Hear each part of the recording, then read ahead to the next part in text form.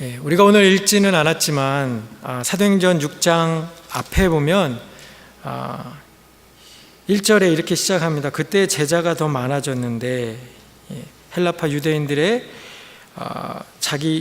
자기의 과부들이 매일의 구제에 빠짐으로 히브리파 사람을 원망하니, 오순절 성령 강림 이후에 교회가 태동하고 또 믿는 사람들의 숫자가 갑자기 너무나 많아져서 공동체가 커지고, 그래서 교회 안에 부유한 사람도 있었지만 가난한 사람들, 또 생활고나 어려움을 겪는 지체들을 돕는 일을 하는 중에 교회 안에 분쟁이 발생을 했고, 이제 그것을 대처하기 위해서 사람을 세워서 구제와 봉사의 일을 하게 한 내용들이 우리 오늘 읽었던 본문 앞에 기록이 되어 있습니다. 뽑혀진 사람들은 다 성령과 지혜가 충만한 사람들이었다. 그리고 적절한 사람들을 세워서 구제와 봉사의 일을 하게 하고, 사도들은 말씀 전하는 것과 또 기도하는 일에 전무하였더니 오히려 말씀이 점점 왕성하여 가고, 또 제자의 수가 많아지고, 심지어 제사장의 무리도 예수님의 도에 복종하게 되는 일이 일어났다라고 사도행전 6장 7절이 적고 있습니다.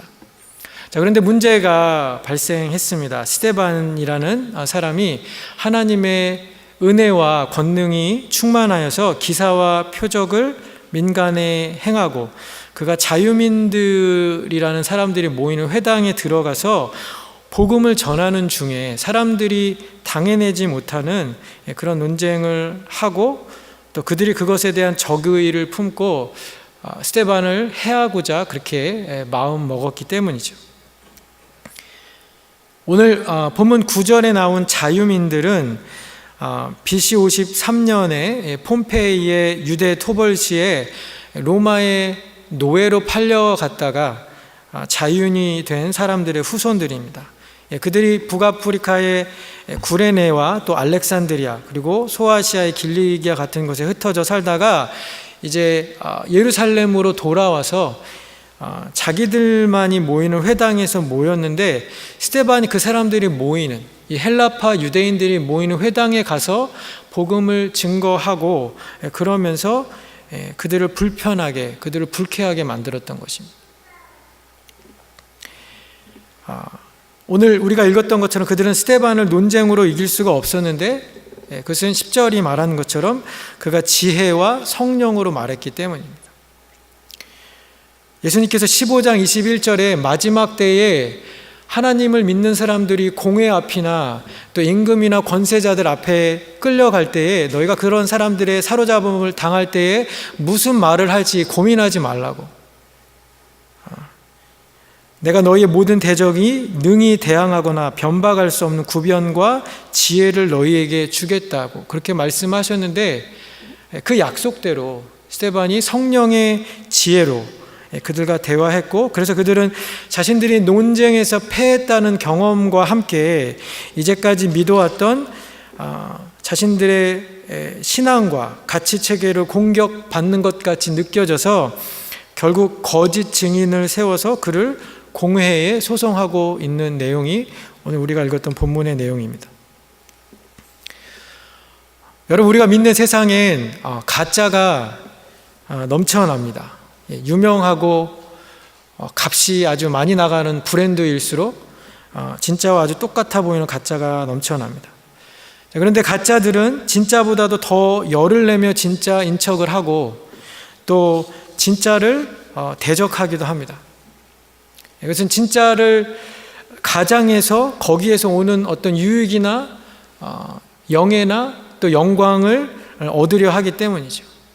또 무엇보다 자신들이 가짜로 드러나는 것을 무척이나 두려워하기 때문입니다.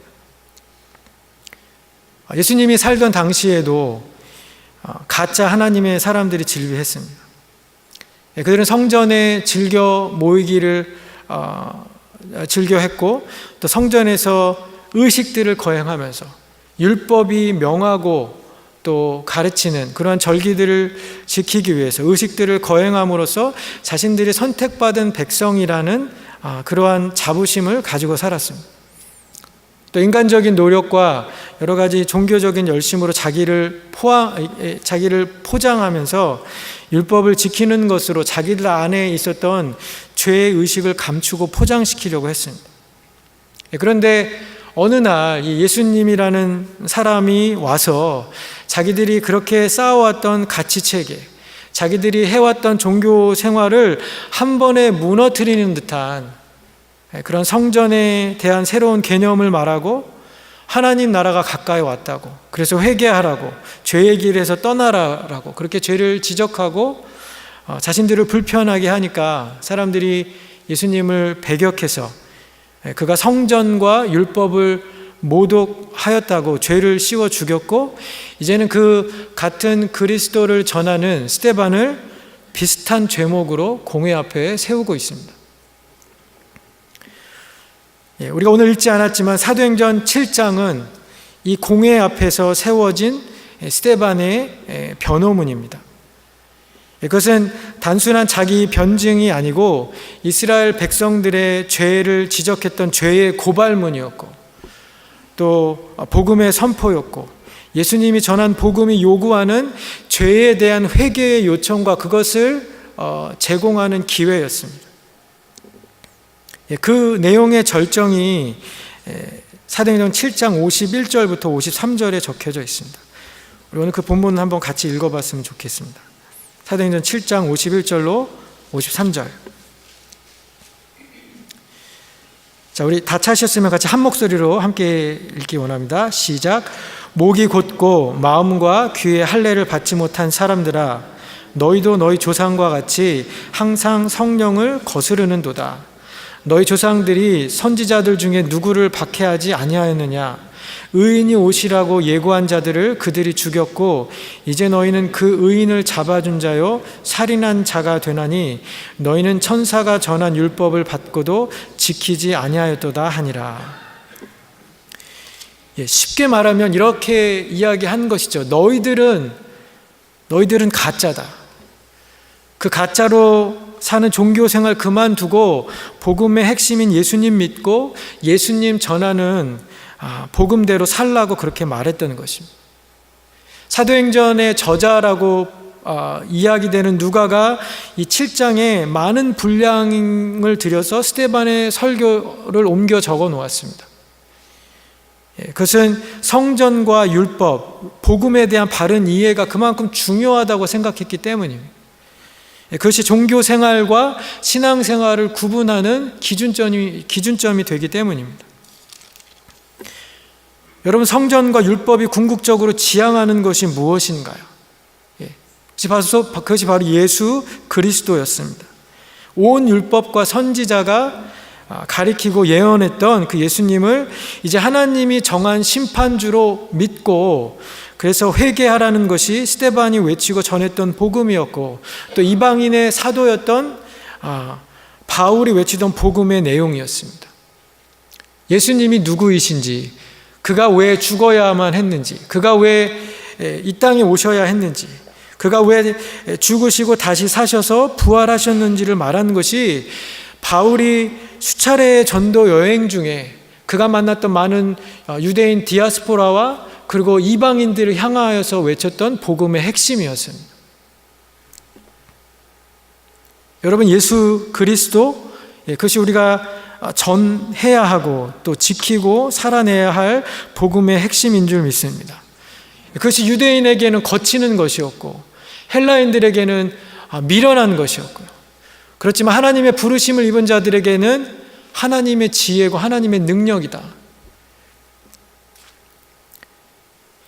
이 예수 그리스도가 없는 기독교는 더 이상 기독교가 아니라 그냥 종교입니다. 세상 종교보다도 더 악하고 타락한 종교입니다. 왜냐하면 진짜를 가장 정교한 짝퉁이 될 수 있기 때문입니다. 요즘 세상에 예수님 없는 교회들이 너무 많아지고 있다는 생각이 듭니다. 교회 안에 예수님의 모습은 없고 사람들의 모습만 있습니다. 교회가 여러 가지 행사를 하고 프로그램을 진행하고 또 심지어 예배를 드리고 기도하고 경건의 행위들은 있는데 정작 그 모임에 예수님은 부재하다라는 그런 생각을 할 때가 있습니다.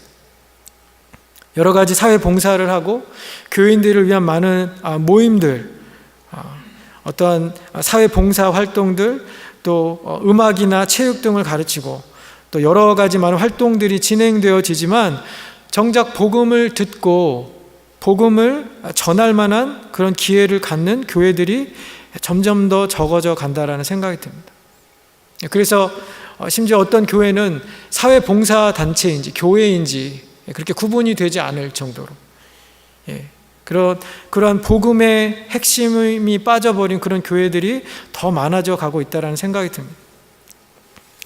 그렇지만 율법의 핵심이고 완성자인 이 그리스도를 배격하고 껍데기인 성전과 또 형식적인 율법과 전통만을 고집했던 결과는 우리가 오늘 성경에서 확인했던 것처럼 죽은 교회밖에 되지 않습니다. 본질은 없으면서 위선과 또 교만과 권위만 가득했던 그런 바리새인과 율법사와 서기관 같은 사람들입니다. 정말 아프지만 자신들에게 가감없이 하나님의 뜻과 진리를 선포했던 사람, 율법과 성전의 의미를 제대로 이해했던 스데반을 쳐 죽이는 그런 악함과 폭력을 서슴없이 휘두르는 그런 폭도들이었습니다. 성전과 율법을 지키는 것에서 얻는 종교 기득권을 빼앗기지 않으려는 그런 종교 집단으로 전락을 해버렸습니다.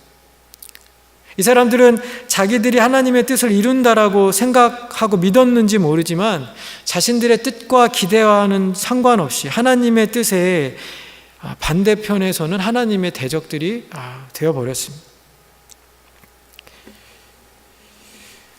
여러분, 우리도 우리의 삶에 그리스도를 잃어버리고 또 하나님의 말씀에 순복하지 않으면 우리를 불편케 하는 하나님의 말씀의 찔림과 성령의 조명하심에 그것을 인정하고 돌이키고 회개하지 않으면 우리도 오늘 본문이 기록했던 저 자유민들과 공회원들과 같은 사람들이 되어지기 쉽습니다.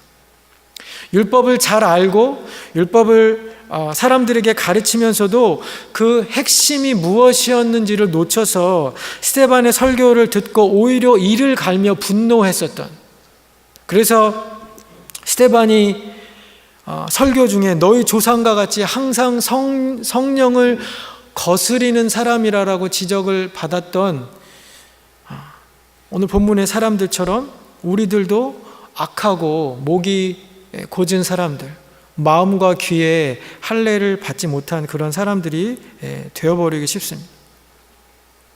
정말 중요한 것은 내가 교회 안에 있는가, 내가 예배를 드리고 있는가, 종교활동에 참여하는 여부가 아닙니다. 정말 우리가 묻고 대답해야 할 질문은 내 안에 그리스도가 살아계시는가, 그분이 나의 진정한 주인이신가, 내가 알고 믿고 있는 복음은 정말 나를 변화시켰는가 하는 것입니다. 여러분이 믿는 복음은 여러분을 어떻게 변화시켰습니까? 복음이 정말 나를 변화시켰습니까? 예수님을 믿은 이후에 내 안에 어떠한 삶의 변화가 있으셨습니까? 사도행전 19장에 보면 바울이 3차 전도 여행 중에 에베소라는 장소에 머물면서 2년 동안 두란노 서원에서 말씀을 강론하고 복음을 전했던 기록이 적혀져 있습니다. 그리고 그의 말씀 사역의 결과로 에베소에 커다란 부흥이 일어났었습니다. 믿는 사람들이 자신의 죄를 서로 자복을 하고 또 예수님의 이름을 높이고 주술하던 사람들이 그 책을 가져와서 책을 불사르고 하는 그러한 일들이 벌어졌습니다. 그런데 같은 장에서 누가가 다른 사건을 기록하고 있는데 그것은 아데미 여신이라는 그 에베소에서 성행하였던 그 아데미 여신을 통해서 생계를 유지하던 은장색들의 봉기가 일어난 것을 적고 있는 일입니다. 예수님을 믿고 복음을 듣고 변화된 사람들이 거짓 종교에서 떠나가면서 우상들을 내어버리고 또 제사를 드리지도 않고 주상이나 아데미 신상들을 사고 팔지를 않으니까 우상들을 팔아서 생계를 유지했던 사람들이 위협이 되었던 것이죠. 복음을 통해서 믿는 사람들의 소비 행태의 변화가 생겼고, 그로 인하여서 종교 비즈니스를 하고 있었던 그런 사람들이 위기를 느낄 만큼 사회 전반적으로 총체적인 변화가 있어서 그것에 불만을 품었던 사람들이 봉기를 들고 일어났던 것이죠. 여러분, 복음은 이렇게, 그리고 우리가 믿는 참 하나님이신 예수님을 믿는 믿음은 사람과 사회를 변화시키는 능력이 있습니다. 거짓을 일삼았던 사람들이 이제는 정직하게 살려고 노력을 하고, 관계에 문제가 있었던 사람들이 사람을 찾아가서 용서를 구하거나 또 미워하던 사람을 용서하게 되고, 그래서 관계가 화평해지고, 악을 행하던 사람들이 악에서 떠나고, 우상을 숭배하던 사람들이 그 내려놓지 못하던 자기 삶에 있었던 우상들을 내려놓는 그런 분명한, 눈에 보이는 분명한 변화들이 있습니다. 내가 예수님을 믿었는데 내 안에 그러한 변화가 없다라면, 내 안에 믿지 않는 사람들과의 다름이 없다라면, 어쩌면 나는, 그리고 우리들은 예수님 당시에 있었던 많은 거짓 하나님의 사람들처럼 복음의 본질은 외면한 채 복음의 형식, 율법만 가지고 살아가고 있을 가능성이 아주 많습니다. 우리가 교회에 나오지만, 또 예배를 드리지만, 습관적으로 예배 드리지만 하나님을 사랑하지도 않고 또 말씀을 살아내는 그러한 간증이 없이 다른 사람들 쉬 비판하고 정죄하는 사람들, 또 믿지 않는 사람보다 더 옹졸하고 더 편협한 사람으로, 그래서 믿지 않는 사람들이 보기에 더 거짓되고 위선된 모습으로 살아가고 있을 가능성이 더 많습니다. 여러분, 언론에 자주 교회가 줄어가고 또 사라져 간다는 기사들을 보게 됩니다. 많은 교회들이 없어지거나 교인들의 인구가 줄어드는 이유는 여러 가지 이유가 있겠지만, 오늘 본문과 관련돼서 언급하자면 교회 안에 가짜 그리스도인들이 판을 치고 있기 때문입니다. 이스라엘 사람들이 그러했었던 것처럼 이 시대 성전된 하나님의 백성들이 그냥 교회 안에서만 종교 생활하는 것으로 자신의 책임을 다했다고 생각하면서 살고 있기 때문입니다. 우리가 예수 그리스도의 주되심이 그냥 입으로만 선포되는 말이 아니라 우리의 삶 속에 정말 누려져서 내 가치관이 바뀌고 나의 인생관이 바뀌고 내가 세계를 바라보는 나의 세계관이 바뀌어지고, 그래서 우선순위가 바뀌어서 살아가는 그런 구별됨이 성도들 안에 보여져야 하는데 그것이 보여지지 않고 있기 때문입니다. 여러분, 우리가 예배당 안에 머물러 있다라고 그렇게 안주해서는 안 될 것입니다. 내가 종교 생활을 영위하고 있다고 나름 열심히 봉사하고 예배드리고 기도한다고 그래서 나는 다른 사람들보다 조금 더 거룩하고 경건하다고 자유해서도 안 될 것입니다. 우리 교회의 숫자가 늘어간다고 그러한 일에 자부심을 갖거나 자랑해서도 안 될 것입니다. 왜냐하면 양적 성장이 질적 성장으로 연결되지 않는 경우가 더 많기 때문입니다. 양이 질을 저해하는 경우가 더 세상에 질비하기 때문입니다. 교회의 사이즈와 상관이 없이 우리가 참여하고 있는 경건의 액티비티와 관계없이 여러분, 예수님이 우리의 삶에 사셔야 합니다. 예수님 없는 신앙생활은 나를 더 하나님과 멀어지게 만들 뿐입니다. 그리스도가 내 삶의 주인이 되어야 합니다.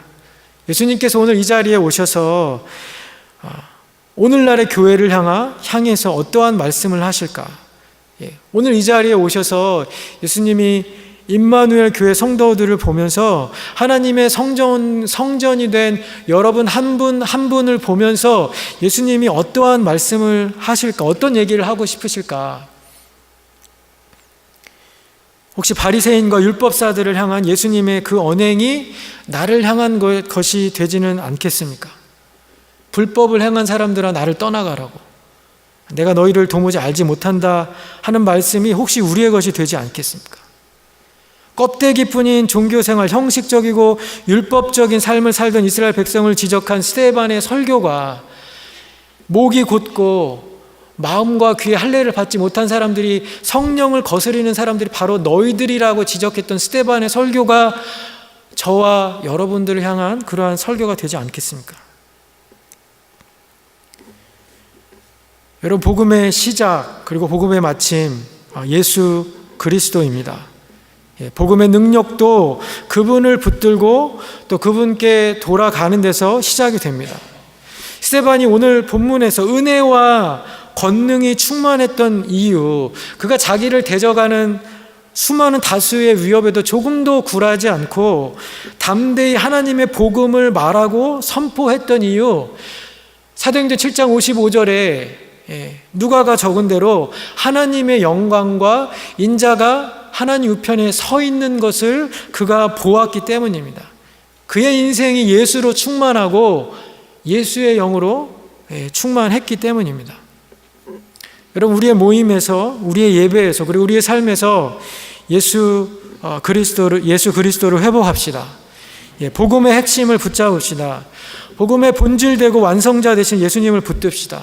그리고 예수님 없이는 다 가짜이고 다 위선입니다. 다 껍데기입니다.